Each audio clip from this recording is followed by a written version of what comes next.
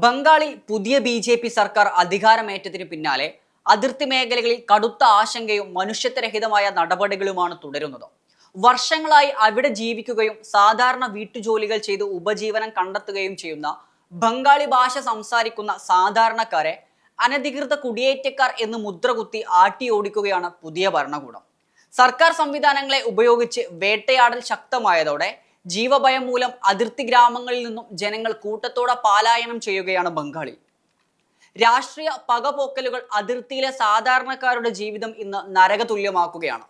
പശ്ചിമ ബംഗാളിലെ വിവിധ അതിർത്തി ജില്ലകളിൽ വീട്ടുജോലികൾക്കും നിർമ്മാണ മേഖലകളിലും മറ്റും സാധാരണ കൂലിപ്പണികൾക്കുമായി ജീവിച്ചിരുന്ന നൂറുകണക്കിന് മനുഷ്യരാണ് ഇപ്പോൾ ജീവനം കൊണ്ട് അതിർത്തി ലക്ഷ്യമാക്കി ഓടുന്നത്.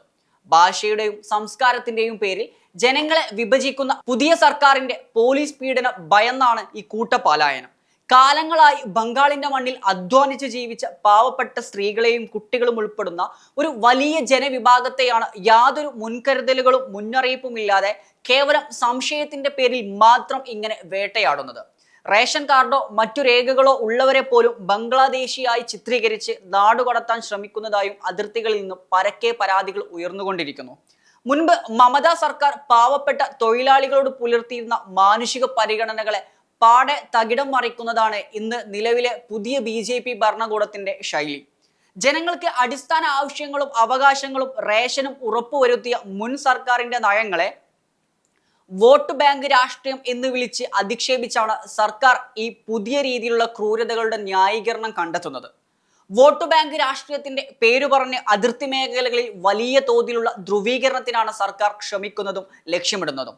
ദരിദ്രരായ മനുഷ്യർക്ക് അഭയവും സംരക്ഷണവും നൽകുക എന്ന ഫെഡറൽ ജനാധിപത്യത്തെ തത്വങ്ങളെ കാറ്റിൽ പറത്തിക്കൊണ്ടുള്ള കേവലം രാഷ്ട്രീയ നേട്ടത്തിനു വേണ്ടി ഒരു ജനവിഭാഗത്തെ ക്രിമിനലുകളായി ചിത്രീകരിക്കുകയാണ് ബംഗാളിലെ പുതിയ ബി.ജെ.പി. നേതൃത്വം ചെയ്യുന്നത്. ഭരണകൂടം തങ്ങളുടെ രാഷ്ട്രീയ അജണ്ട നടപ്പിലാക്കാൻ ഉപയോഗിക്കുന്ന ഏറ്റവും വലിയ ആയുധം എന്ന് പറയുന്നത് പുതുതായി കൊണ്ടുവന്ന SIR പോലുള്ള പരിശോധന നടപടികളാണ്. കുടിയേറ്റക്കാരെ തിരിച്ചറിയാനെന്ന പേരിൽ കൊണ്ടുവന്ന ഈ പരിഷ്കരണങ്ങൾ സാധാരണക്കാരെ പൂർണ്ണമായും ഭീതിയിലായിത്തിരിക്കുകയാണ്. ഇതിലൂടെ ജനങ്ങളുടെ വോട്ടവകാശം പരസ്യമായി കവർന്നെടുക്കാനും അവരെ രാഷ്ട്രീയപരമായി ഇല്ലാതാക്കാനുമുള്ള നീക്കമാണ് ബംഗാളിൽ അടക്കം ഇന്ന് നടന്നുകൊണ്ടിരിക്കുന്നത്. ബംഗാളി ഭാഷ സംസാരിക്കുന്ന മുസ്ലിം നാമധാരികളെയും സാധാരണക്കാരെയും ലക്ഷ്യമിട്ട് കൃത്യമായ രാഷ്ട്രീയ ലക്ഷ്യത്തോടെയാണ് ഈ പരിശോധനകൾ രൂപകൽപ്പന ചെയ്തിരിക്കുന്നത് എന്ന ആക്ഷേപം ശക്തമാണ്. വോട്ടവകാശവും പൗരത്വവും നിഷേധിച്ച് ജനങ്ങളെ രണ്ടാം കിടക്കാരാക്കി മാറ്റുന്ന ഇത്തരം കരിനിയമങ്ങൾ പൗരന്മാരുടെ ജനാധിപത്യപരമായ അവകാശങ്ങൾക്ക് മേലുള്ള കടന്നുകയറ്റമാണ് എന്നാണ് പ്രതിപക്ഷ കക്ഷികൾ ചൂണ്ടിക്കാണിക്കുന്നത്. മുൻ മമതാ സർക്കാർ സംസ്ഥാനത്തിന്റെ പരമാധികാരവും ജനങ്ങളുടെ സ്വൈര്യജീവിതവും മുൻനിർത്തി BSFന്റെ അനാവശ്യ കടന്നുകയറ്റങ്ങൾക്ക് അതിർത്തികളിൽ കടുത്ത നിയന്ത്രണങ്ങൾ ഏർപ്പെടുത്തിയിരുന്നു. എന്നാൽ അതിർത്തി സുരക്ഷയുടെ പേരിൽ BSFന് പുതിയ ക്യാമ്പുകൾ സ്ഥാപിക്കാനുള്ള ഭൂമി വരെ വിട്ടു നൽകാൻ മുൻ സർക്കാർ തയ്യാറായിരുന്നു. എന്നാൽ ഇന്ന് പുതിയ സർക്കാർ അധികാരത്തിൽ വന്നയുടൻ സംസ്ഥാന താൽപര്യങ്ങൾ ബലി നൽകി BSFന് ഭൂമി കൈമാറുകയും മുള്ളുവേലികൾ സ്ഥാപിച്ച് അതിർത്തി മേഖലയെ പൂർണ്ണമായും സൈനികവൽക്കരിക്കുകയും ചെയ്യുന്നു. ജനാധിപത്യ മൂല്യങ്ങളെ കാറ്റിൽ പറത്തി അതിർത്തികളിൽ മുള്ളുവേലികൾ BSFന്റെ ക്യാമ്പുകളും സ്ഥാപിച്ച് ഭീകരാന്തരീക്ഷം സൃഷ്ടിക്കുന്ന പുതിയ സർക്കാരിന്റെ വിവാദ നടപടികൾ പൂർണ്ണമായും മനുഷ്യത്വരഹിതമാണ് എന്ന കാര്യത്തിൽ ഒരു സംശയവുമില്ല. ഇത് അതിർത്തി ഗ്രാമങ്ങളിലെ തദ്ദേശീയരായ ജനങ്ങളുടെ ജീവിതവും സ്വാതന്ത്ര്യവും പോലും ഇല്ലാതാക്കിയിരിക്കുകയാണ്.